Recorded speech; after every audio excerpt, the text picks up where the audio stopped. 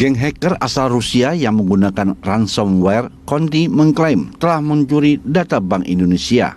Ada 487,09 MB data Bank Indonesia yang diduga telah mereka curi, berdasarkan keterangan di situs webnya. Conti merupakan ransomware yang dijalankan geng hacker Wizard Spider. Mereka berbasis di Rusia dan telah menjadi target Europol, Interpol, FBI, dan juga Badan Kejahatan Nasional di Inggris. Wizard Spider juga dikenal menjalankan piranti ransomware Ryuk dan Trickbot yang menyerang korporasi, rumah sakit, hingga lembaga yang memberi layanan publik. Kabar mengenai pencurian data Bank Indonesia oleh kelompok hacker yang memanfaatkan ransomware Conti pertama kali disampaikan oleh peneliti kejahatan dark web dengan username Twitter Tracker pada Kamis 20 Januari 2022. Kepala Departemen Komunikasi BI, Erwin Haryono, mengakui BI terkena cyber attack pada bulan lalu. Namun, Erwin memastikan sistem pembayaran di BI tetap aman. Menurut Erwin, begitu telah melakukan asesmen secara keseluruhan terhadap serangan tersebut. BI juga telah melakukan pemulihan, audit, dan mitigasi agar serangan serupa tidak terulang lagi. Menurut Erwin, selama ini pihaknya sudah memiliki standar keamanan data yang ketat.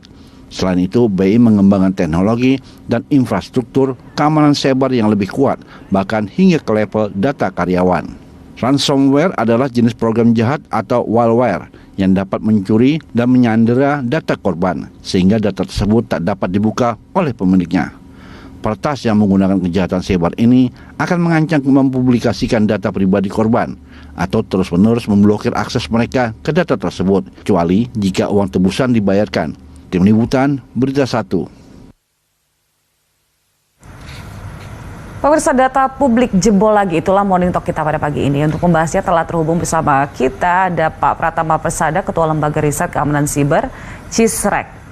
Selamat pagi, Pak Pratama. Selamat pagi, Mbak. Selamat pagi. Baik, Pak Pratama, kenapa hal ini bisa terjadi lagi menurut Anda? Apa kelemahannya?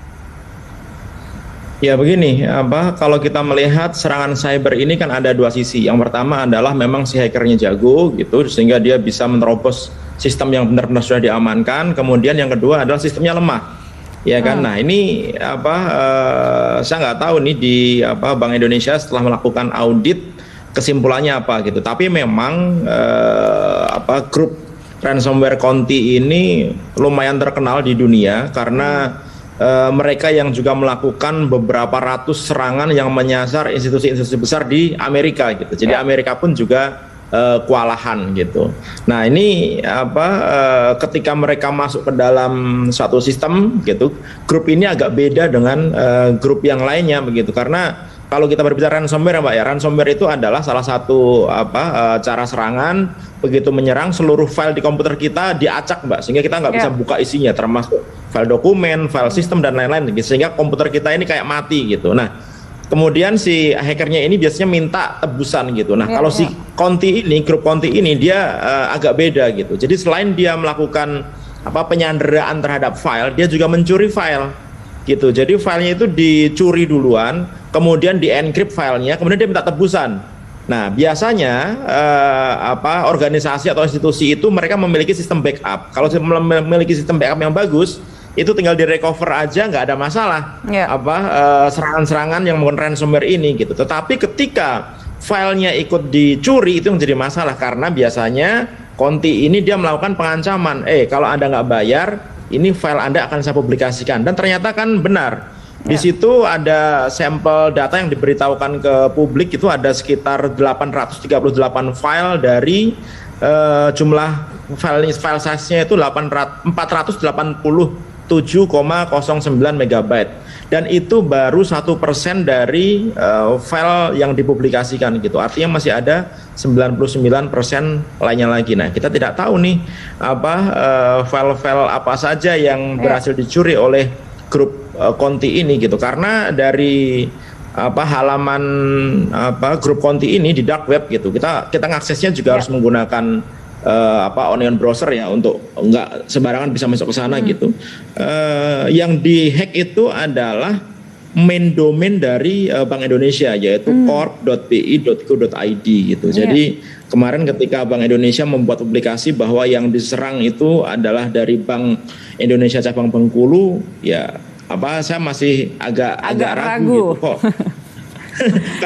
karena grup Conti ini yang dipublikasikan sama dia langsung ke main domainnya gitu, bukan ke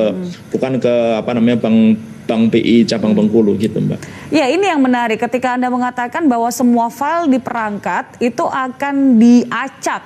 Kemudian ada kemungkinan juga dicuri kemudian datanya, dan pasti mengatakan dicuri, Mbak. Bahwa kalau grup ini pasti mencuri data. Nah, ya. Pak Pratama, ini nih dari Bank Indonesia sendiri mengatakan selain daripada data cabang Bengkulu, kemudian data-data yang tidak penting yang dicuri seperti peminjaman laptop, parkir dan sebagainya. Karena tidak mungkin dong ada data yang tidak penting, itu pertama. Yang kedua, apakah ada kemungkinan bisa dipisah gitu, server yang data tidak begitu penting, ada server yang begitu penting, sangat penting begitu. Mungkin nggak seperti itu, Pak?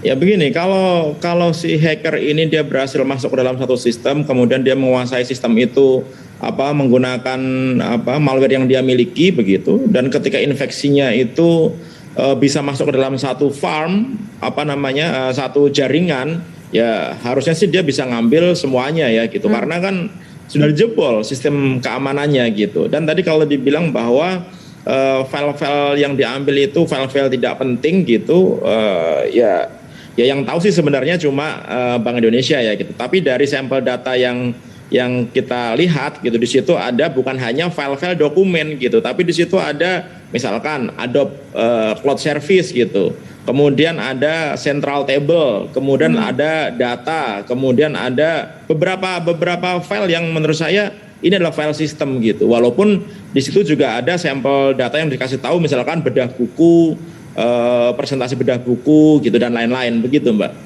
Baik, Pak Pratama, di sini juga dikatakan ada beberapa hal tindakan yang dilakukan oleh Bank Indonesia saat serangan siber itu terjadi. Mengisolasi PC yang terdampak oleh ransomware itu, kemudian memutus hubungan server kategori kritikal agar tidak terdampak oleh ransomware. Itu adalah hal yang tepat nggak dilakukan sebenarnya? Ya benar, itu hal yang benar dilakukan gitu. Tapi waktunya itu kapan? Kan gini. Setelah ketika terjadi serangan gitu, kadang-kadang adminnya tidak sadar bahwa terjadi serangan karena hacker yang profesional dia akan berusaha masuk secara diam-diam, kemudian dia akan membuat jalan backdoor, pasang exploit, kemudian dia bisa mencuri data, bisa merusak data, bisa memodifikasi data, kemudian dia akan pergi secara diam-diam gitu. Nah, waktu ketika dia berhasil melakukan penyerangan dan pencurian data gitu, atau pengerusakan data, ini kan ransomware termasuk pengerusakan data ya gitu. Kemudian saat terdeteksi, nah itu kan ada jeda waktunya kan, gitu. Nah, jeda waktu ini yang kadang-kadang membuat kita sudah telat ketika kita tidak memiliki respon yang sangat bagus gitu. Baik. Apalagi ketika kita tahunya dari pemberitaan orang lain gitu, sehingga data kita sudah terlanjur dicuri, kemudian malware sudah terlanjur nyebar kemana-mana, kemudian data kita sudah terenkrip dan tersandi sehingga tidak bisa dibuka dan lain-lain gitu, Mbak. Biasanya jeda waktunya itu bisa sampai langkah yang bagus. Jeda waktunya biasanya bisa sampai berapa lama, Pak Pratama? Nggak bisa lama-lama. Orang tergantung besar file yang diambil kan gitu. Kalau misalkan jaringannya bagus, untuk ngambil data ini kan sekitar 48 GB ya gitu. 48 GB total datanya. 48 GB itu kalau jaringan bagus ya mungkin butuh waktu mungkin nggak nyampe sejam. Tidak sampai semua data sejam. Bisa diambil gitu. Iya. Dan dengan sejam itu banyak data sebenarnya yang bisa diambil ya. Ya bisa diambil semua.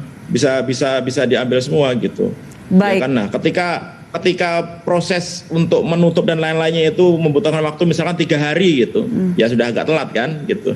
Baik, sasaran dari ransomware ataupun hacker ini kan adalah pornografi, kemudian yang berhubungan dengan finansial nih Pak Pratama. Apakah mungkin mereka masuk ke main domainnya Bank Indonesia tapi tidak mencuri data nasabah menurut Anda?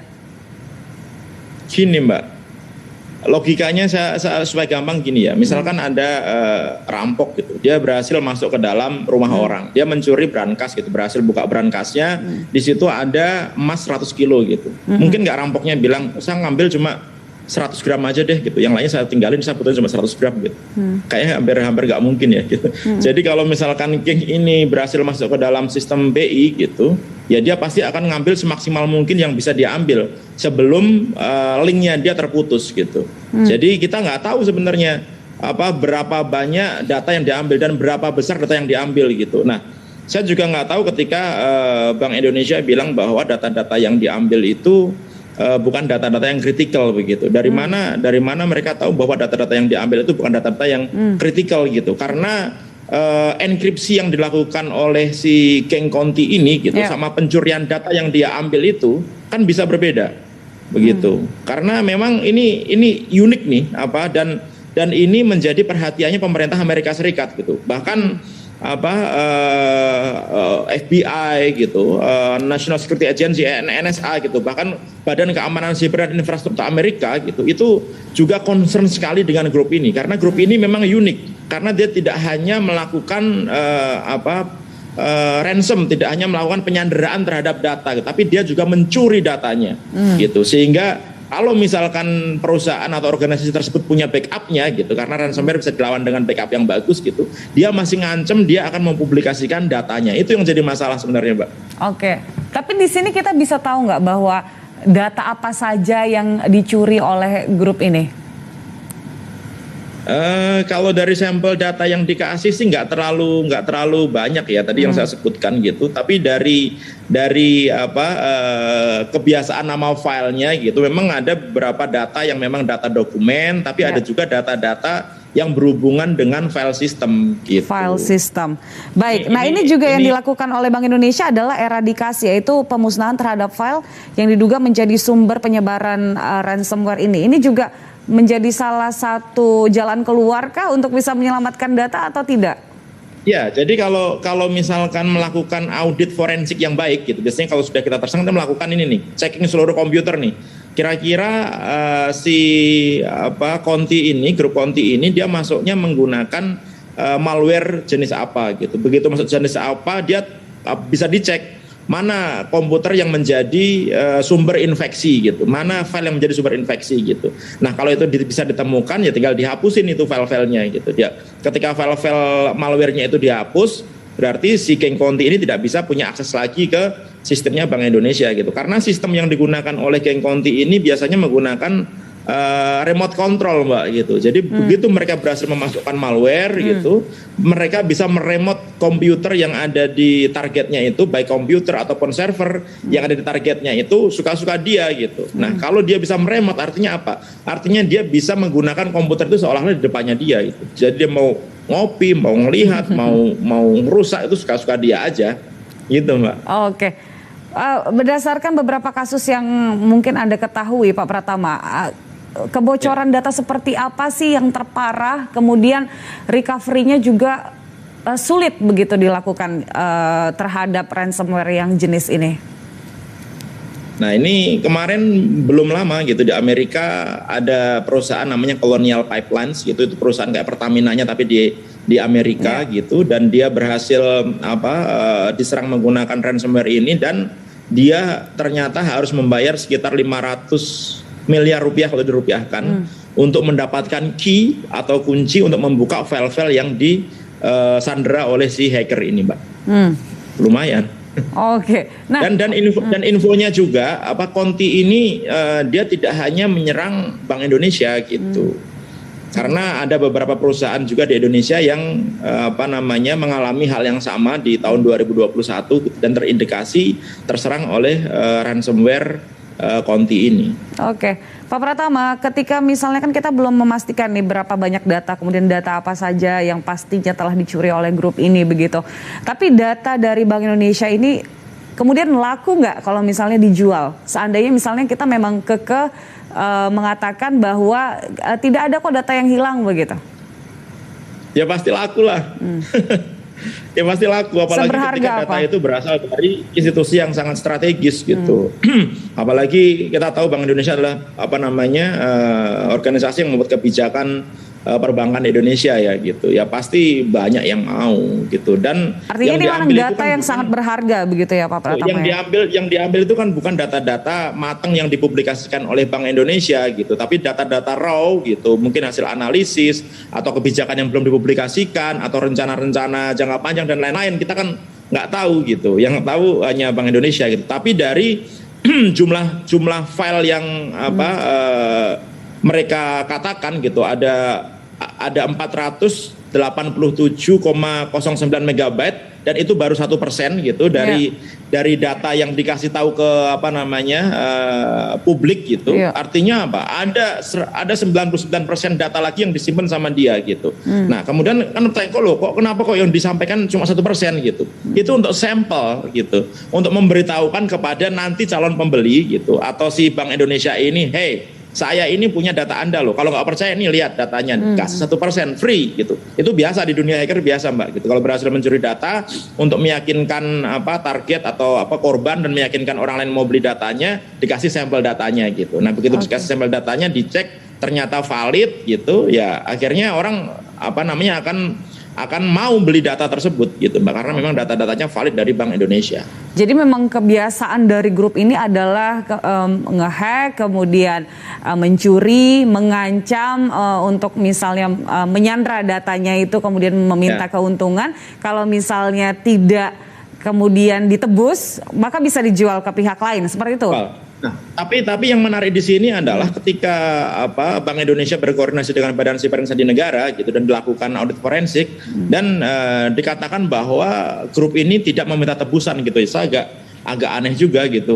Kok bisa gitu di tempat-tempat lain mereka meminta tebusan yang cukup mahal begitu, tapi di Bank Indonesia kok mereka tidak meminta tebusan gitu. Ini agak sedikit aneh sih.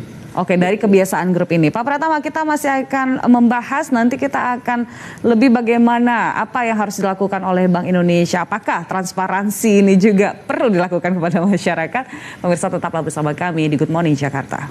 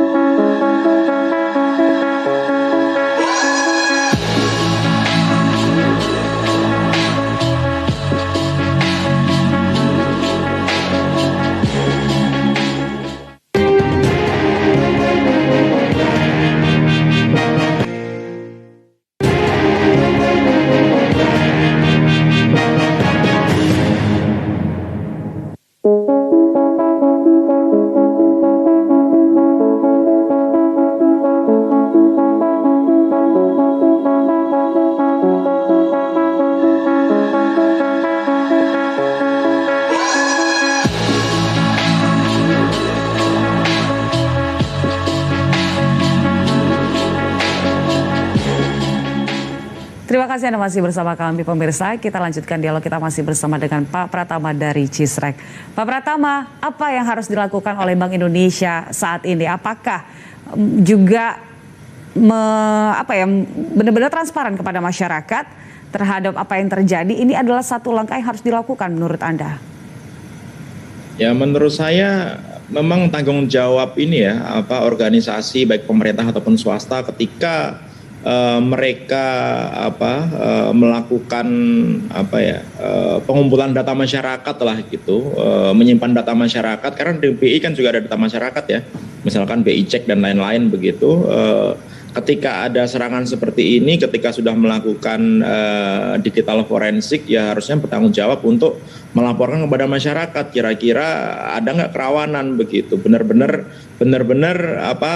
dilaporkan apa adanya. Tetapi di Indonesia ini kan memang umumnya tidak seperti itu Mbak gitu. Contohnya misalkan kebocoran data di Tokopedia, ada 91 juta data Tokopedia, Bukalapak ada 13 juta, kemudian Bhinneka, BRI Life, BPJS Kesehatan, kemudian data e-hack, data rujukan rumah sakit, dan banyak sekali data-data yang sudah bocor begitu.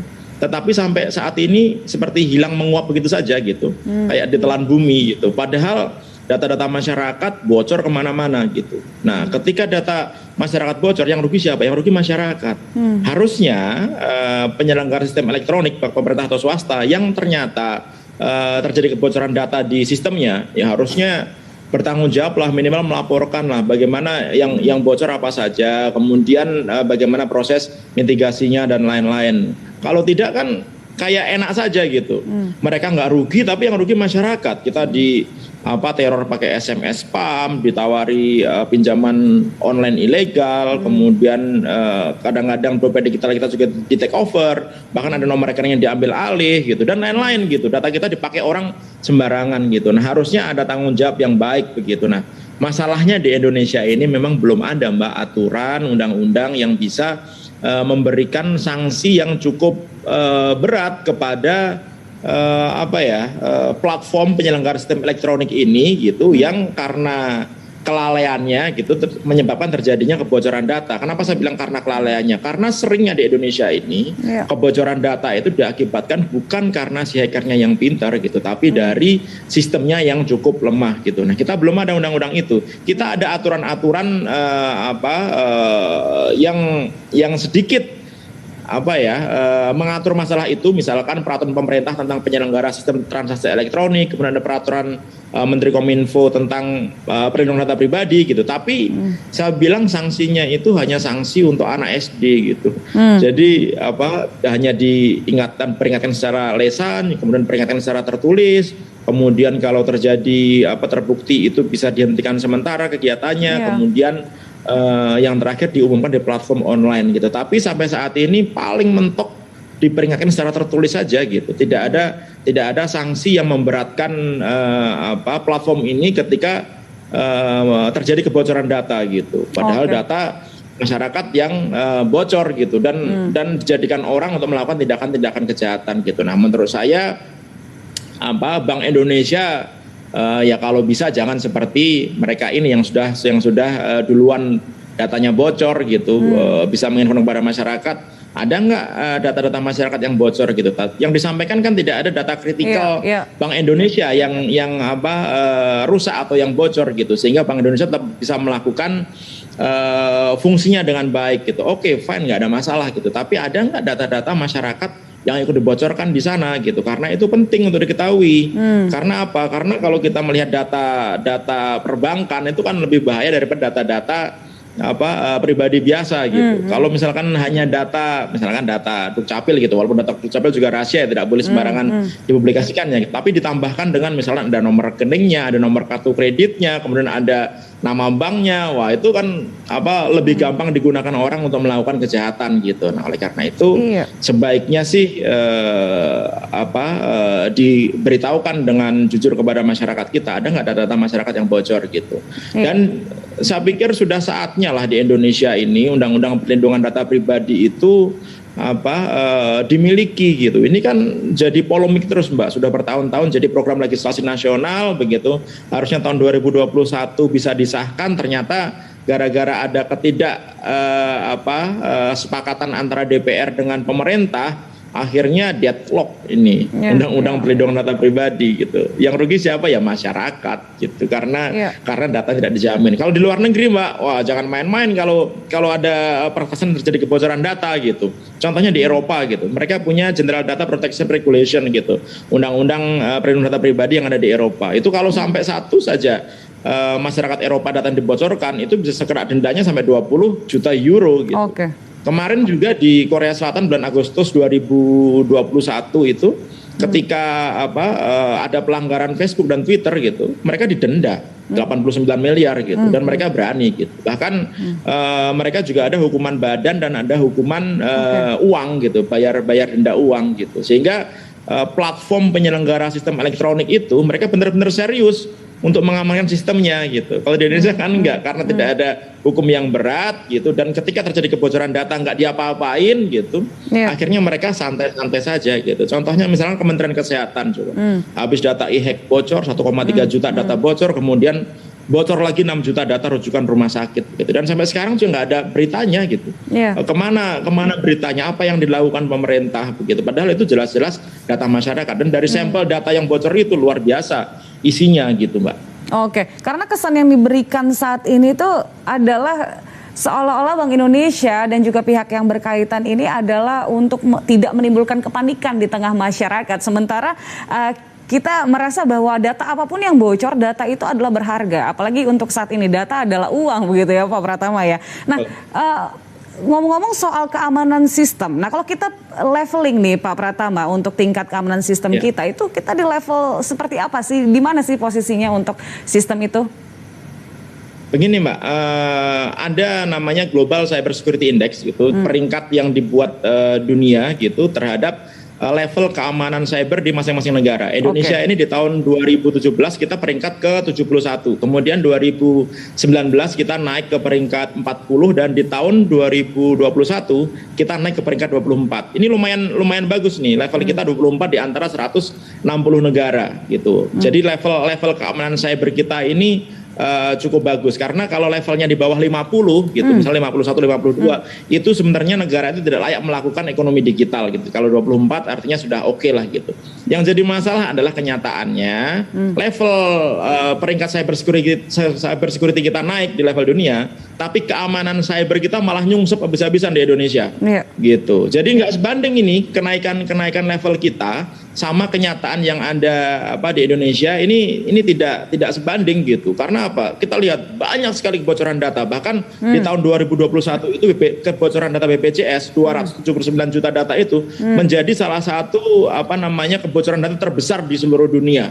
Gitu. Nah, ini menurut saya agak aneh gitu. Ada apa di sini? Ada apa dengan pemeringkatan di sini gitu? Karena ternyata setelah kita cek ini kan ketika pemeringkatan itu negara Estonia yang memberikan pemeringkatan itu, mereka meminta data dari Indonesia gitu. Nah, jangan-jangan data yang diberikan kepada pemeringkat itu data-data yang tidak valid gitu, atau misalnya data yang sembarangan gitu, sehingga seolah-olah kelihatan bagus gitu, sehingga levelnya naik gitu, padahal sebenarnya tidak gitu. Padahal kan harusnya kan dinilai dengan jujur sehingga kita mendapatkan level kita seperti apa adanya gitu. Nah, jadi kalau dibilang sebenarnya level kita dalam Global Cyber Security Index itu naik, tapi kenyataannya kita malah hancur-hancuran saat ini. Kita kemarin baru Januari, baru berapa hari ternyata sudah ada beberapa institusi kita yang dihack begitu. Iya. Karena di sini nih yang kita lihat bahwa menarik juga Pak Pratama tadi sampaikan bahwa kenapa pemerintah belum berani menjatuhkan sanksi kemudian denda seperti negara-negara lain. Padahal yang diinginkan di Indonesia itu adalah untuk digital ekonomi dan segala kegiatan yang berbasis digital itu benar-benar digenjot sekali hingga saat ini. Tapi untuk sanksinya belum berani. Ini mengapa menurut Anda? Nah, itu saya juga bingung, Mbak. Saya juga bertanya-tanya gitu. Ini sebenarnya ada apa ini? Sudah 3 kali masa sidang, kemudian ditambah lagi 2 kali masa sidang, ternyata masih juga deadlock gitu.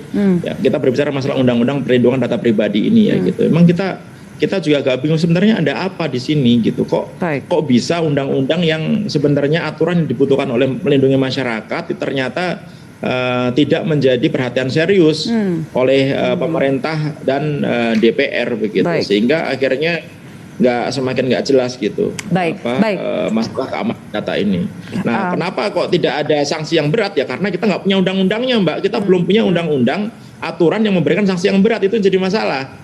Makanya ketika terjadi kebocoran data, penyelenggara sistem elektronik itu platform itu tinggal lenggang kangkung aja gitu. Bahkan minta maaf aja enggak gitu. Data saya termasuk data yang bocor di Tokopedia gitu. Mereka nggak pernah tuh minta maaf sama saya tuh gitu.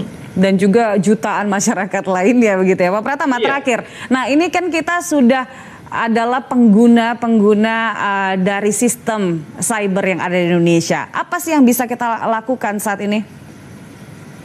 Ya, pertama kita harus mengamankan diri kita sendiri gitu. Sebenarnya simpel mengamankan data kita, yaitu bikin password yang aman, kemudian jangan menggunakan password yang sama untuk beberapa akun, update operating system, update antivirus dan lain-lain, buat backup yang baik, karena ketika kena ransomware, backup ini menjadi hal yang bisa membantu kita untuk merecovery data-data yang terencrypt gitu. Dan kalau di perusahaan-perusahaan besar gitu, di pemerintah, ya mereka harus punya BCP yang baik, business continuity plan yang baik gitu, ada perencanaan yang baik begitu, sehingga ketika terjadi insiden gitu, recovery-nya cepat, langkah-langkah mitigasinya cepat gitu, sehingga bisa mencegah serangan ini menjadi semakin meluas begitu. Dan kita ingat Mbak, saat ini salah satunya geng Conti ini mereka juga menjual services Mbak.